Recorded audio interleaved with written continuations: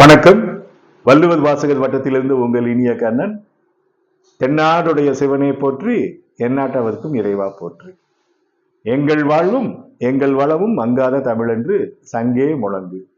சமீபத்தில் டிஆர்பியினுடைய வருடாந்திர அட்டவணை, அதாவது ஆனுவல் பிளானர் விட்டிருக்காங்க. இதுல தமிழ் படிக்கக்கூடிய மாணவ மாணவிகளுக்கு முதல் தேர்வாக யூஜிடிஆர்பி நியமன தேர்வு வரப்போகுது.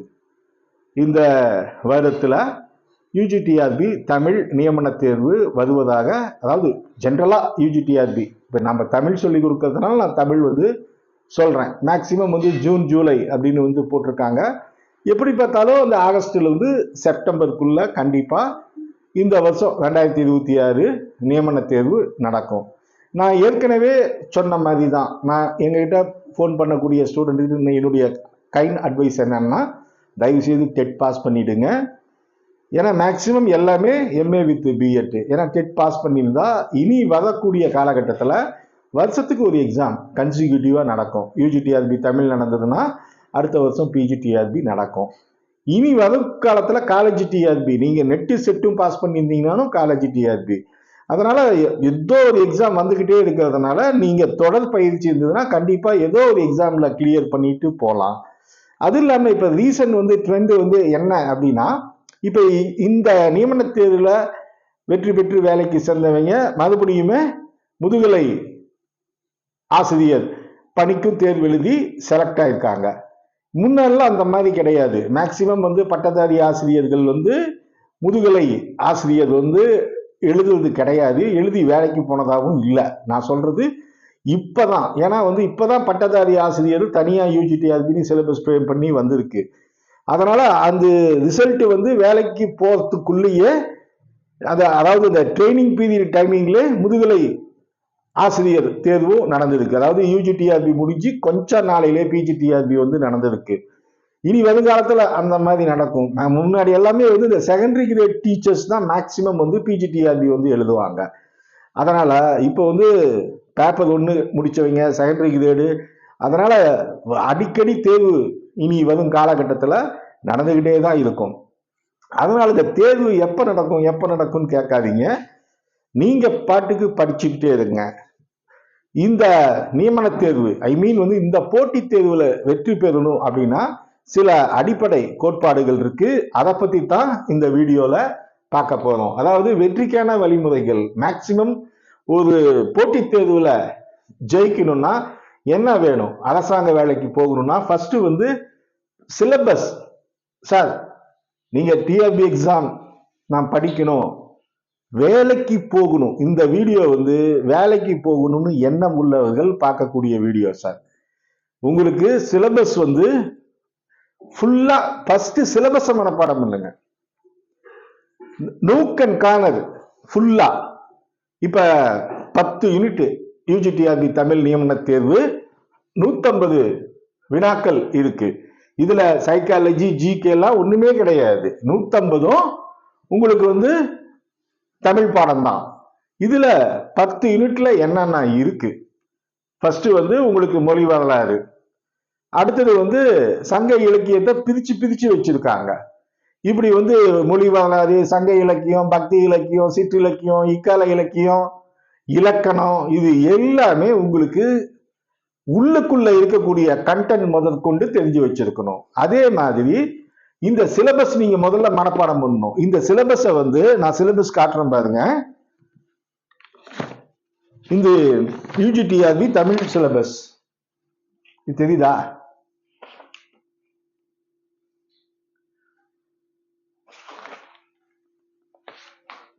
இந்த சிலபஸை நீங்க என்ன பண்ணணும்?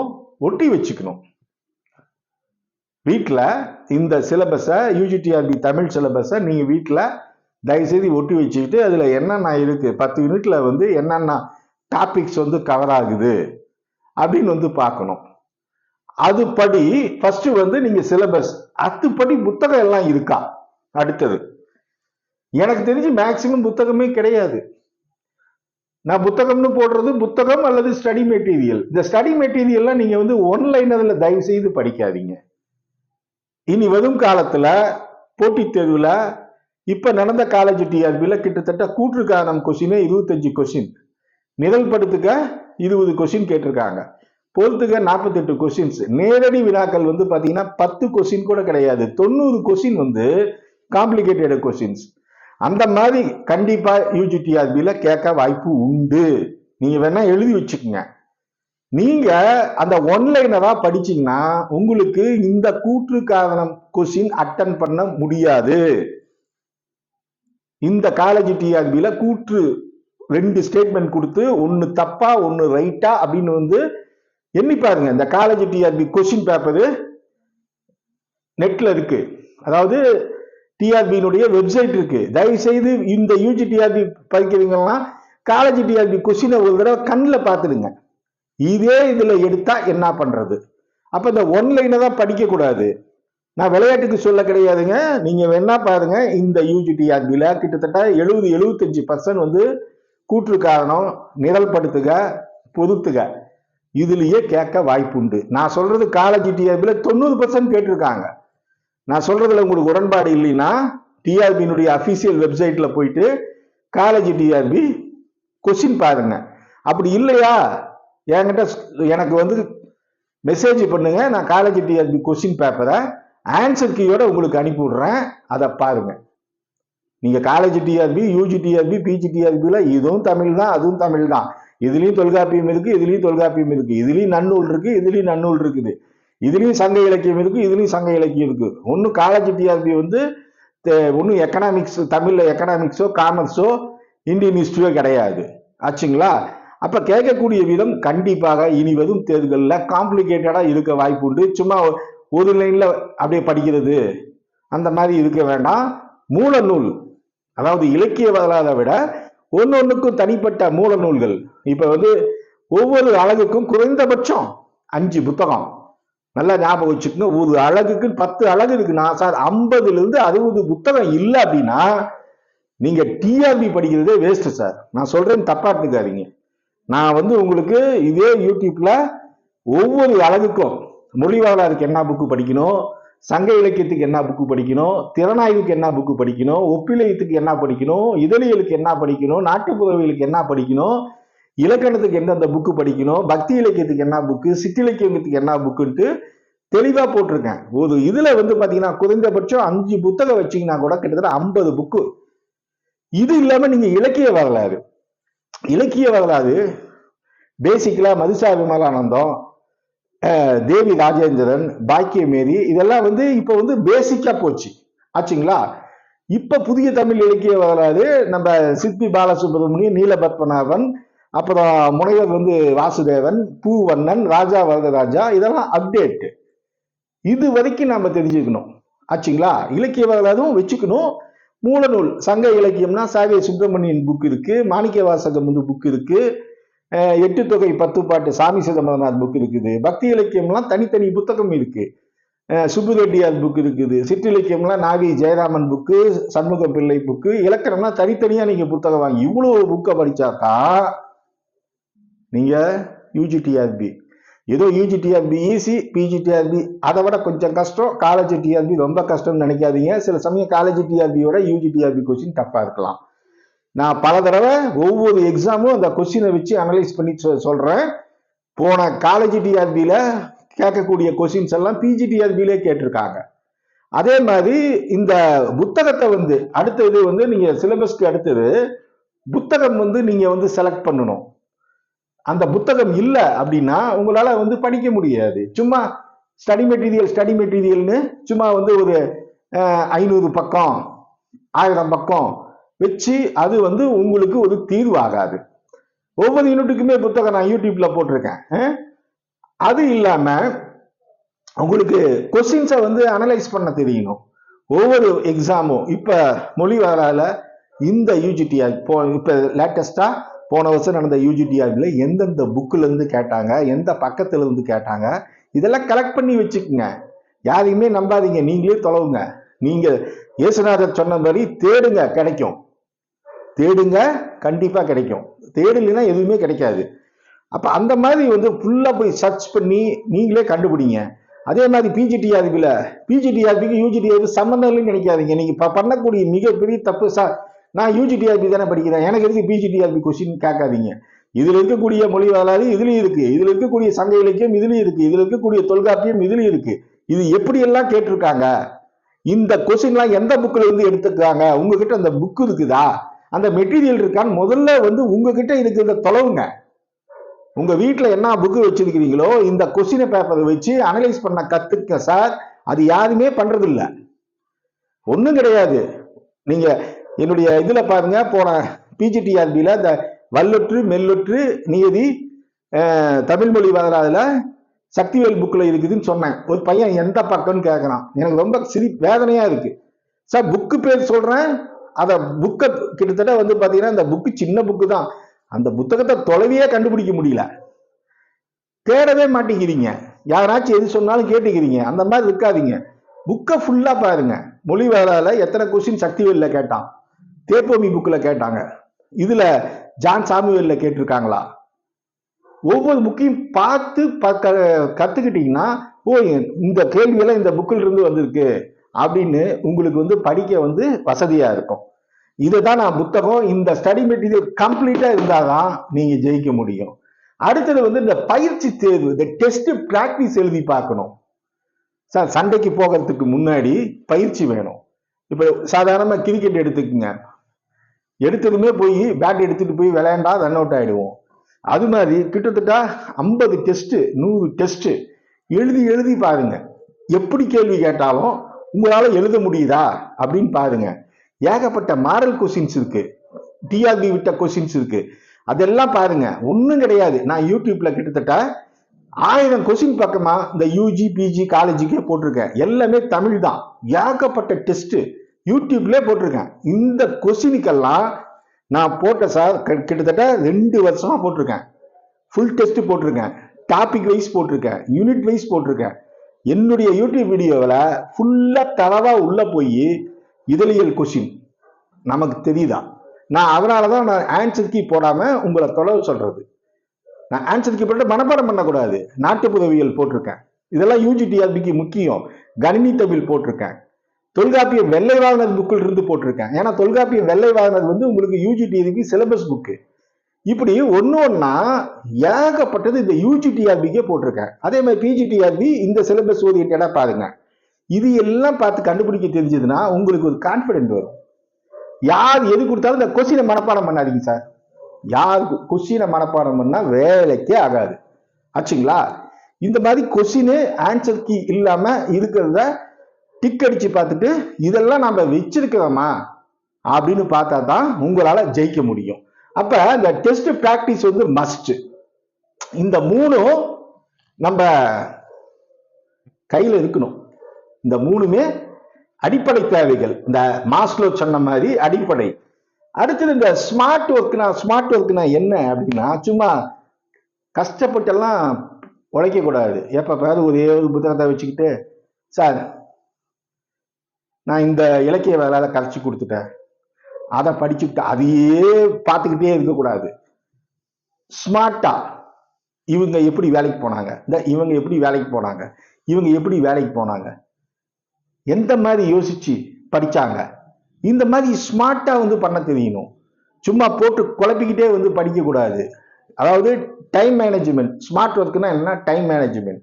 டெய்லியும் ஒரு 3 மணி நேரம் 4 மணி நேரம் நாம டைம் டேபிள் போட்டுக்கணும், இன்னைக்கு என்ன படிக்கணும் அப்படின்னு. இதுக்குள்ளேயே புத்தகம் இருக்கா, மெட்டீரியல் வச்சிருக்கோமா, டெஸ்ட் கொஸ்டின்ஸ் இருக்கா, இதை எப்படி நாம பிராக்டிஸ் பண்றது, இந்த மாதிரி ஷெட்யூல்டு போட்டு ஸ்மார்ட்டா படிக்க கத்துக்கணும். படுத்துக்கிட்டு தூங்கும் போது யோசிக்கணும், ஓ பாட்டுடை தலைவன் ரைட்டு, புதுநர் ஆற்றுப்படைக்கு யாரு, பெரும்பான் ஆற்றுப்படைக்கு யாரு, பக்கத்திலே புத்தகத்தை வச்சுக்கிட்டு நீங்க யோசிச்சு பார்க்கணும். இன்னொன்னு நாங்க என்ன பண்ணுவோம் அப்படின்னா, ஃபுல்லா சார்ட் மாதிரி போட்டுட்டு வீடு ஃபுல்லும் ஒட்டி வச்சுக்குவோம். இப்ப எங்க ட்ரைனிங் இன்ஸ்டியூட்ல படிக்கக்கூடிய ஒரு பையன் சொன்னான், சார் அவன் வேலைக்கு போயிட்டான் சார், அவன் வீட்டில் பார்த்தீங்கன்னா எங்க வேணாலும் ஒட்டி வச்சிருப்பான், நாங்களும் அப்படிதான் படித்தோம். உங்களுக்கு எது எது கஷ்டமா இருக்கோ நூற்பாவெல்லாம் எழுதி வச்சுடுங்க. நூற்பாவை எழுதி வச்சு இப்போ பார்த்தீங்கன்னா தொல்காப்பிய நூற்பா இருக்குது, பிறப்பியல் நூற்பா, நன்னூல் நூற்பா இருக்கு, இதெல்லாம் மனப்பாடம் பண்ணுங்க.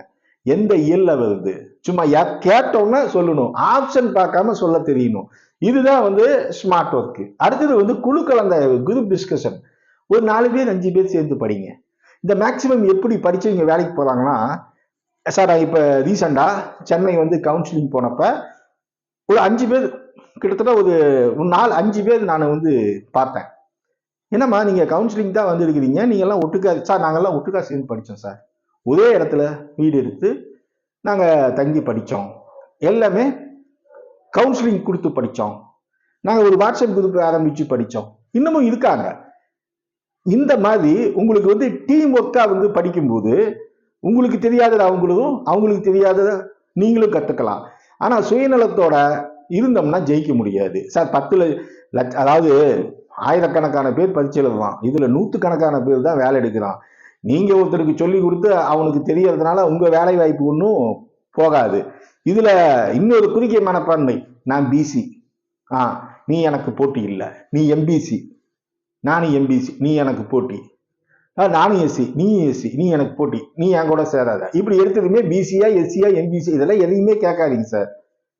என் கடன் பணி செய்து கிடப்பது மாதிரி ஒரு டீம் ஒர்க்கா நீங்க பண்ணீங்கன்னா நாலேஜ் வளர்த்துக்கலாம். இந்த குரூப் டிஸ்கஷன்ல என்னன்னா, நீங்க ஆப்ஷன் இல்லாம சும்மா கேள்வி கேட்டுக்கிட்டே இருக்கணும். டக்கு டக்கு டக்கு டக்குன்னு பதில் வரும். ஈரியியல் மதுங்கின் இசைமை தோன்றும், இந்த நூற்பா எதுன்னு ஒருத்தனை கேளுங்க, டக்குன்னு தொல்காப்பியம். தொல்காப்பியத்துல எந்த இயல்ல வருது, மொழி மரபுலியா நூன் மரபுலியா, ட்விஸ்ட் பண்ணி கேளுங்க. 30 கோடி முகமுடையால் மொய்முத ஒன்றுடையால், இவள் செப்பு மொழி 18 எனின் சிந்தனை ஒன்றுடையால். இந்த பாட்டு யார் பண்ணாங்க? பாரதியார். இதே மாதிரி பாட்டு வேற யாராச்சும் பாடியிருக்காங்களா? கேளுங்க. மாசில் வீணையும் மாலை மதியமும் வீசு தென்றலும் வீங்கில வேணிலும் மூசு வண்டதை பொய்கையும் போன்றது ஈசன் எந்தன் இணையடி நிழலே. இந்த பாட்டு யார் பண்ணாங்க? திருநாவுக்கரசன் சொல்லுவான். திருநாவுக்கரசர் வந்து எந்த சமயத்திலிருந்து எந்த சமயத்துக்கு வந்தார்? சமணத்திலிருந்து சைவத்துக்கு வந்தார். திருநாவுக்கரசர் வந்து எந்த மார்க்கத்தை சேர்ந்தவர்? சரியை மார்க்கம். இப்படி திருநாவுக்கரசரே சுத்தி சுத்தி இப்படி கேட்கிறோம். திருநாவுக்கரசர் தமிக்கார் பேர் தெரியுங்களா? திலகவதி ஆச்சுங்களா? திருநாவுக்கரசர் எந்த மன்னனை சமண சமயத்திலிருந்து சைவ சமயத்துக்கு மாத்தினார்? மகேந்திரவர்ம பல்லவன். அது என்னென்ன பாட்டு, சும்மா ஒரு 4-5 பாட்டு கேளுங்க. சொட்டுணை வேதியன் சோதி வடிவானவன், முன்னம் அவனுடைய நாமம் காட்டால் மூர்த்தி அவன் இருக்கும் வண்ணம் கேட்டால், குனித்த புருவமும் கொவ்வாய் செவ்வாயும். அந்த குனித்த புருவமும் எந்த இடத்துல எழுதுறாங்க? குனித்த பருவம்னு, இது வந்து இன்டர்வியூலே கேட்ட கேள்வி. குனித்த பருவமும் கொவ்வை செவ்வாயும் குவில் சிறக்கும் படித்த சடையும்னு மாநிலத்தேன்னு ஒரு வருது பாத்தீங்களா? இது எந்த தலை இறைவன்னா தில்லை நடராஜர். இந்த மாதிரி வளர்ச்சி கேளுங்க. சரி, சம்பந்தர் பிறந்த இடம் என்ன? சீர்காழி. சீர்காழிக்கு என்னென்ன பேர் இருக்கு? தோணிபுரம்னு இருக்கு. அவரை வந்து காளி வள்ளல்னு இது பண்றாரு. அவர் எந்த மார்க்கத்தை சேர்ந்தவர்? கிரியைக்கு தமிழ்ல என்ன? மகன்மை நெறி. அவர் என்னென்ன பாட்டு? முதல்ல பாடிய பாட்டு என்ன? தோருடைய செவியன். காதலாகி கசிந்து கல்நீர் மல்கி ஓதுவாதமை நன்னதி துவைப்பது வேதன் நாங்கிடும் மெய்ப்பொருளாவது நாதன் நாமம் நமச்சிவாயமை. யார் பாடினது? கேளுங்க. வேயிறு தோழி பங்கன் விடமுண்ட கண்டன் மிக நல்ல வீணை தெரிவி மாசது திங்கள் கங்கை உளமே புகுந்ததனால் ஞாயிறு திங்கள் செவ்வாய் புதன் வியாழன் வெள்ளி சனி பாம்பிரண்டு முரணை ஆசது நல்ல நல்ல அவை நல்ல அடியாதவருக்கு. யார் பண்ணாங்க? சம்பந்தர். உயர்வத உயர்நலம் உடையவன் எவனவன், அயல்வது அமரர்கள் அதிபதி எவனவன், மயல்வது அதிலினன் எவனவன், துயரது சுடதெடு தொழுது எழு என் மனனே. இந்த பாட்டு யார் பண்ணாங்க? நம்மாழ்வார். கணிகண்டன் போகிறான் காமது பூங்குச்சி. யார் பண்ணாங்க? திருமலை வயசை ஆழ்வார். இப்படி கேட்டுக்கிட்டே இருங்க. ரஃபீட் பயர் மாதிரி, குயிஸ் மாதிரி கேட்டு கேட்டு கேட்டு இந்த குரூப் டிஸ்கஷன் பண்ணுங்க. நல்ல டேலண்ட் ஆயிடுவீங்க. அடுத்தது நேர்மறை சிந்தனைனா என்ன? Positive thinking. சார் கண்டிப்பா சொல்றேன், அடுத்த வருஷம் நான் தமிழாசிரியரா அரசு பள்ளிக்கு போயிடுவேன் அப்படின்ட்டு பார்க்குறவங்களுக்குலாம் சொல்லுங்க சார். உங்களை மனம் தூங்க விடாது. ஐயோ எல்லாத்தையும் சொல்லிட்டோம், நெக்ஸ்ட் இயர் பிகம் ஏ தமிழாசிரியர் இன் government higher secondary school, high school higher secondary school, இதோ ஒன்று நம்மளை தூங்க விடாது. என்னமோ ஒரு சினிமாவில் சொல்லுவோம் பார்த்தீங்களா, வடிவேலு, நாய்சேகர் நான் ரவுடியாக ஃபார்ம் ஆகிட்டேன்ட்டு அந்த ட்ரெஸ்ஸு, அது காமெடி சீனாக இருந்தாலும் அது பாசிட்டிவ் ஆட்டிடியூட். நான் ரவுடியாக ஃபார்ம் ஆகிட்டேன், நான் ஆசிரியர் ஆகிடுவேன், இதை எல்லாத்தையும் சொல்லுங்க சார், கண்டிப்பாக நீங்கள் ஆகிடுவீங்க. இது வந்து பாசிட்டிவ் ஆட்டிடியூட். அதே மாதிரி தான் எண்ணி துணிய கருமம் துணிந்த பின் எண்ணுவோம் என்பது எனக்கு. நான் அடுத்த வருஷம் ஆசிரியர் ஆகணும்னு முடிவு பண்ணிட்டேன். என் பேச்ச நானே கேட்க மாட்டேன்னு ஒரு படத்துல டயலாக் இருக்கு பார்த்தீங்களா, அது மாதிரி நான் ஆசிரியர் முடிவு பண்ணிட்டேன். ஆசிரியர் ஆகியே தீருவேன். வள்ளுவர் சொன்ன மாதிரி எண்ணி துணிய கருமம் துணிந்த பின் எண்ணுவோம் என்பது இருக்குன்னா அந்த மாதிரி இருக்கணும். அதே மாதிரி தெய்வத்தான் ஆகாதெனினும் முயற்சி தன் மெய்வருத்த கூலி தரும். அதாவது நேர்மறை சிந்தனைனா என்ன அப்படின்னா, உனக்கு 7.5 சனி நடக்குது, உனக்கு அஷ்டம சனி, உனக்கு கோச்சாரத்துல குரு சரி இல்லை, உனக்கு தசாபுத்தி சரி இல்லை, இப்படியெல்லாம் ஜோசியத்தை சொல்லி குழப்பம் தயவு செய்து நம்பாதீங்க சார். புரியுதுங்களா? அதுக்கு தான் ஞானசம்பந்தர் அழகா சொன்னாரு, வேயிரு தோழி பங்கன் அப்படின்னு ஒரு பாட்டு.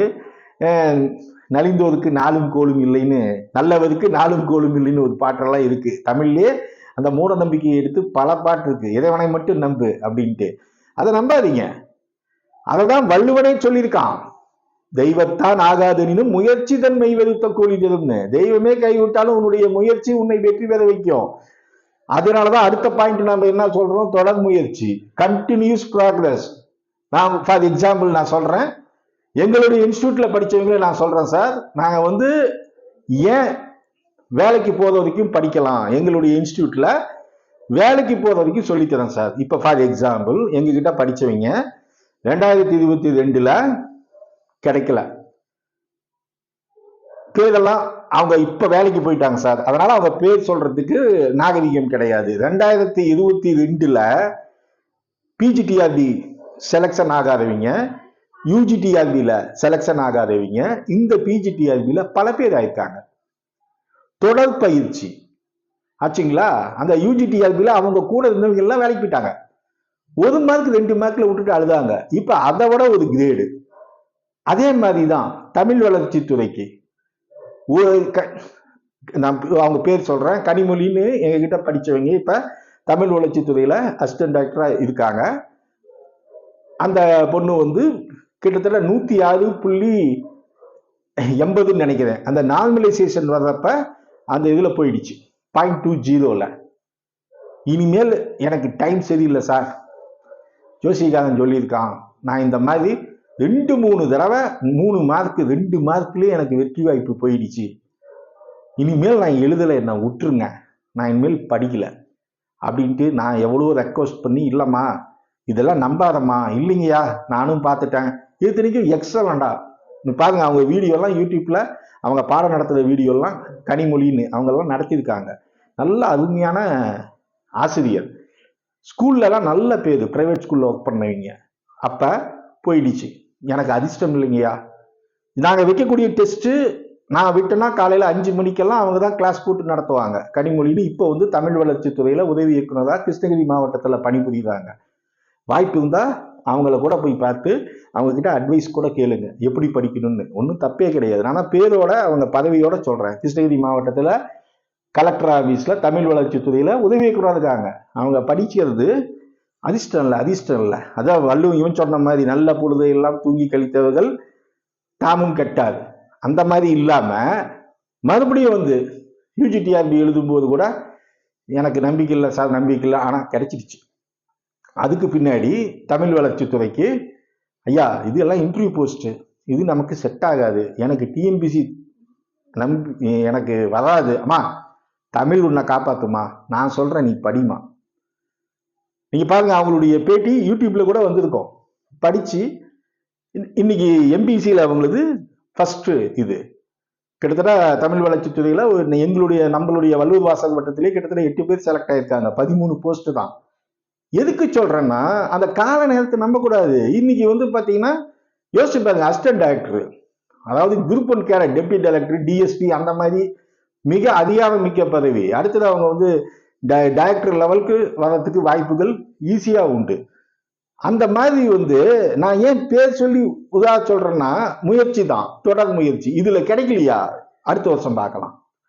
கீழே விழுந்தோடனே எந்திரிக்க கத்துக்கணும் சார். கீழே விழுந்துட்டோம், இனிமேல் நம்ம தூக்கி விட மாட்டாங்க, நம்மளது இனிமேல் முடிஞ்சு போச்சு, அவ்வளவுதான் அப்படின்னு 2022 சொன்னவங்க இப்ப 2024 எத்தனை பேரு?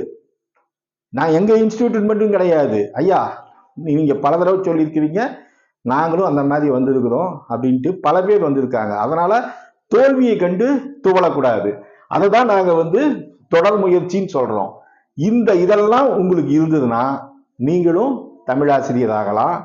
அதே மாதிரி எங்களுடைய இன்ஸ்டியூட்ல ஒரே பயிற்சி கட்டணம் தான் சார், யூஜிடிஆர்பிக்கும் பிஜிடிஆர்பிக்கும். ரீசெண்டா மதுரையில் நேரடி பயிற்சி வகுப்பு சண்டே கிளாஸ் அட் ப்ரெசன்ட், போக போக சாட்டர்டேவும் கொண்டு வந்துடுவோம். பாருங்க, எங்களுடைய ஸ்டடி மெட்டீரியல்லாம் பார்த்தீங்கன்னா இந்த மாதிரி 2 பார்சல் சார். இது ஒரு ஸ்டூடெண்ட்டுக்காக அனுப்ப வேண்டியது. கிட்டத்தட்ட எங்களுடைய ஸ்டடி மெட்டீரியல் 4000 பக்கத்துக்கு மேல இருக்கும். அப்படி இன் டெப்த் யூஜிக்கும் பிஜிக்கும் காமனாவே ஃபுல்லா போட்டிருக்கோம். ஒன்னு 400-500 பக்கம் இருக்கும். இந்த மாதிரி 2 பார்சல் ஸ்டூடெண்ட்டுக்கு அனுப்பி விடுவோம்.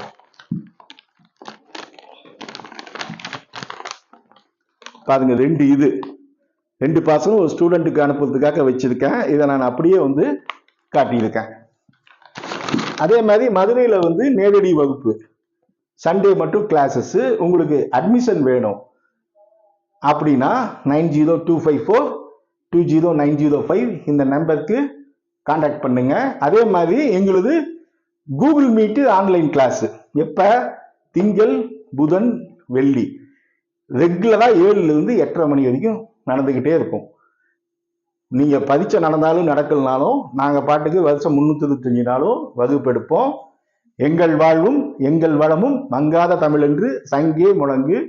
நன்றி, வணக்கம். வள்ளுவர் வாசகர் வட்டத்திற்காக உங்கள் இனிய கண்ணன். இன்னொன்று சொல்றேன் சார், டெஸ்கிரிப்ஷன்ல எங்களுடைய சக்சஸ் வீடியோ யூஜிடிஆர்பியில் செலக்ட் ஆனவங்க அவங்களுடைய பேட்டி இதெல்லாம் போடுறேன். தயவுசெய்து அதை டிஸ்கிரிப்ஷன்ல போய் பாருங்க. நன்றி, வணக்கம்.